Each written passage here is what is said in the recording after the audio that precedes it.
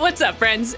Isn't it crazy how different things look when you get up close? When you get something under a microscope to take a closer look, suddenly the whole picture looks different. And not only that, you also might learn something you didn't know before. My name is Lauren, and I am not a science teacher, but I do want to talk about science because science is just so cool. Okay, so maybe science isn't exactly the thing you were expecting to discuss at church. I'm sure there are some of you who love science class, like I do. It might even be your favorite subject at school, but there are probably some of you who absolutely hate it. Maybe you think it's really challenging or a subject that's just plain boring. Either way, you're probably thinking, why exactly would we be talking about science at church? I'm gonna talk about science in church by putting science and faith together. So we'll learn a little more about both. Now, I know you might be thinking that when you put science and faith under the microscope, they shouldn't go together. For a lot of people, science and faith seem like complete and total opposites. Neither one is bad, but they just seem like they should be separate categories. Just think about the way people have talked about faith and science in the last couple of years. Anytime the two topics come up in the same conversation, they're typically competing against each other. It's almost like if you're for one, you have to be against the other. From the way people talk about it, it seems like they can't possibly work together. Let me show you what I mean. Okay, so take these two ingredients I have here. This is baking soda. It's just an odorless, solid white powder. And it seems pretty different from vinegar. A clear liquid that smells, well, it smells pretty bad. And at first glance, these two seem like they have nothing to do with one another. But when we mix them, let's see what happens.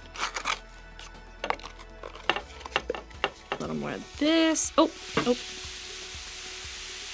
Science! And I like to think that science and faith work the same way. At first glance, these two seem like they have very little in common. They seem like two separate topics that could even work against each other at times. But when you put science and faith under the microscope and take a closer look, I think you'll realize the two have more in common than you might think. Okay, let me clean this up really quick. Maybe you're thinking, who cares? Right now, the separation of science and faith doesn't seem to matter much to you. But there will come a point in your life where you'll have to think about it. Part of having a faith of your own means deciding what you believe about certain things. And honestly, that part of faith can be kind of scary. Because what if something you learn in science class doesn't line up with what you read in the Bible? Or what if believing what you know to be true about science makes you question what you thought was true about God? When the world seems to be telling you to choose a side, how do you know which one to choose? What if you want to be team science and team faith? Well, here's the good news. I don't think we have to be afraid of those questions. In fact, I think asking questions and learning about science can actually be a really good thing for your faith. And to prove it, I want to go back in time, because back in the day, some of the world's best scientists, they were Christians. They believed in the Bible and the God who inspired it. In the 1400s, there was a guy named Copernicus who studied the planets and the stars. He actually discovered that the Earth revolves around the sun, and he was also a Christian. In the 1500s, this guy Galileo made a lot of cool discoveries about science.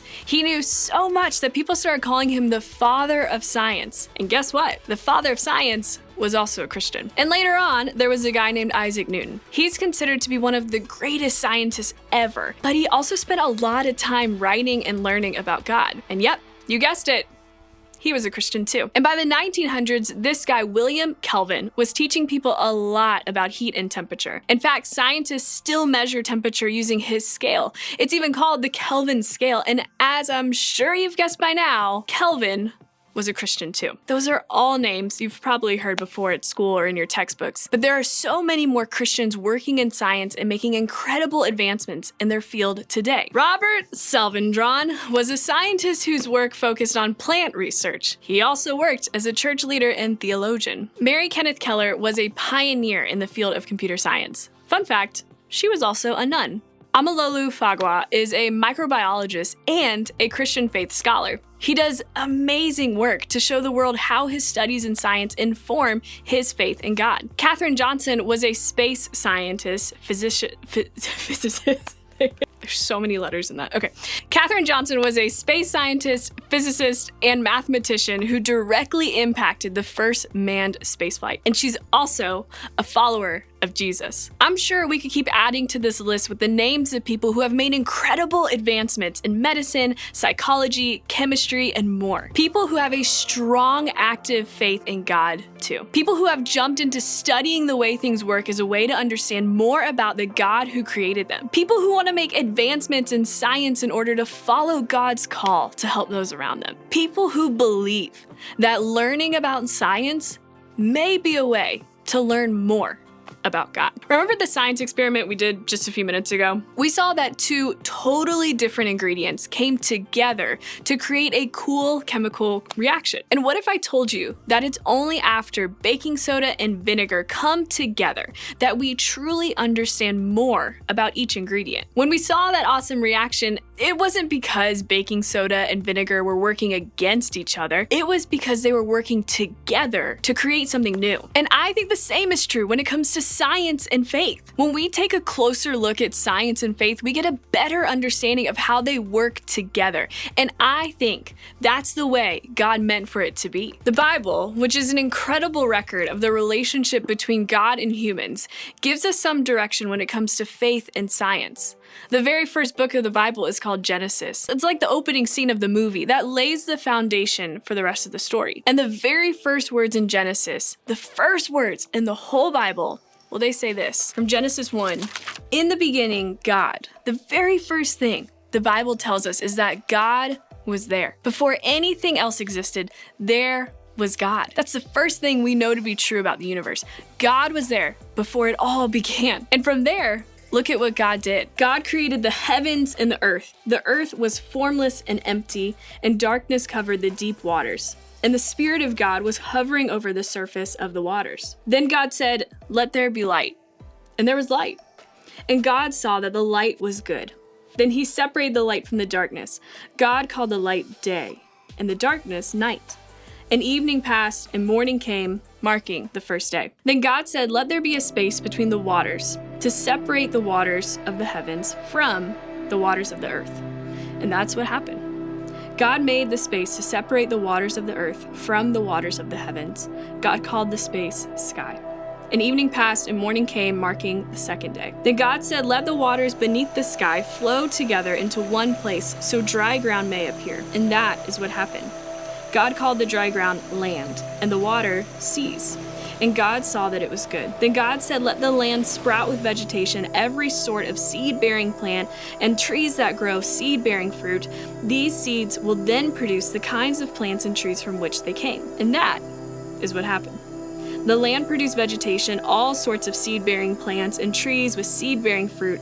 Their seeds produced plants and trees of the same kind, and God saw that it was good. And evening passed, and morning came, marking the third day. Then God said, "Let lights appear in the sky to separate the day from the night. Let them be signs to mark the seasons, days, and years. Let these lights in the sky shine down on the earth." And that is what happened. God made two great lights, the larger one to govern the day, and the smaller one to govern the night.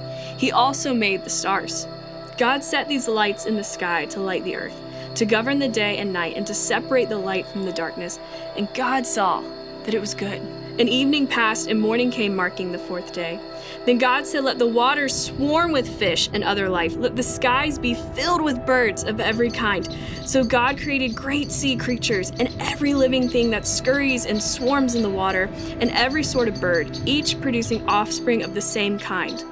And God saw that it was good. Then God blessed them, saying, "Be fruitful and multiply. Let the fish fill the seas, and let the birds multiply on the earth." And evening passed, and morning came, marking the fifth day. And then God said, "Let the earth produce every sort of animal, each producing offspring of the same kind, livestock, small animals that scurry along the ground, and wild animals." And that is what happened. God made all sorts of wild animals, livestock, and small animals, each able to produce offspring of the same kind. And God saw that it was good. Isn't that amazing? Every single thing that we see and experience in creation today was made by God a really, really long time ago. It's all here because of the God who made it. This includes you and me and every other human being on earth. And while the writer of Genesis may not have given us all the details of how the world works, the writer reminded us that God is the one who created it. Could God have given us the details of exactly how each part of the world was made? Yes. But maybe that's not included in the text of the Bible because God wants us to be curious. Maybe God wants learning about creation and the way the world works to be part of the way we grow in our faith. They say you can learn a lot about an artist by looking at their art. If you have a favorite singer, you can probably learn a lot about who they are by looking at their song lyrics. And if you see a really cool painting, there's probably something in it that can tell you a bit about the artist, about what they were thinking, or what they were feeling when they painted it. Or if you read a really great book, there's probably something in it that can help you learn about the way the author sees the world. According to the writer of Genesis, the entire universe and everything is God's creation. We, you and me, are God's artwork. The plants are God's creation. The things we see around us in the world are part of God's art, and the more we learn about those things, the more we can learn about God. In other words, creation points to a creator. When we dive into science and start learning about the world around us, we don't have to be afraid of what it means for our faith. Instead, we get to be excited because the more we learn about the world God made, the more we can learn about God, because creation points to a creator. So what if that's true? That creation points to a creator. What now? If taking a closer look at one can help us learn more about the other, how do we start approaching science and faith in a new way? I think we need to start by doing 3 things. First, be comfortable asking tough questions. Remember, God made every single detail of the world, including you and including me, and God made us with brilliant minds capable of asking all kinds of questions and discovering all kinds of new things. So if you have questions about science, great! Maybe exploring those will help you see new things about God. Who made it? Got a question about faith? That's awesome! Maybe by learning about the way the world was made, you'll discover more about God who made it. Being curious about how science and faith work together is a great starting point for discovering more about both. Next, learn about both God and science. For example, did you know that the Earth is placed exactly the perfect distance from the sun? If we were any closer or further from it, we wouldn't survive. I think that's proof that God wants to take care of us.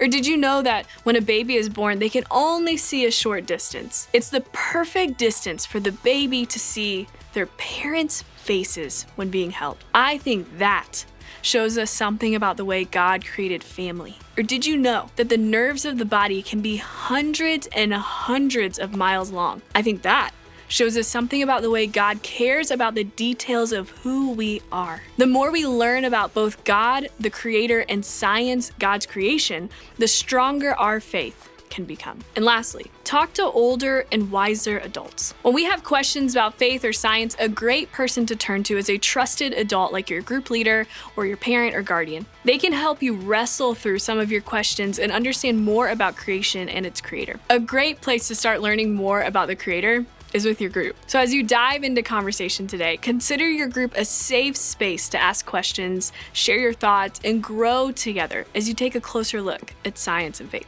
Creation points to a creator. And because of that, we shouldn't be afraid to ask questions or dive into knowing more about science or faith. In fact, here's one question I love for you to ask this week. Where did you see God today? Look for signs of God in the world around you today. Look for glimpses of the Creator in the creation that surrounds you. Let that be a great starting place to discover more about God, who made you, who loves you, and who wants you to grow in your faith.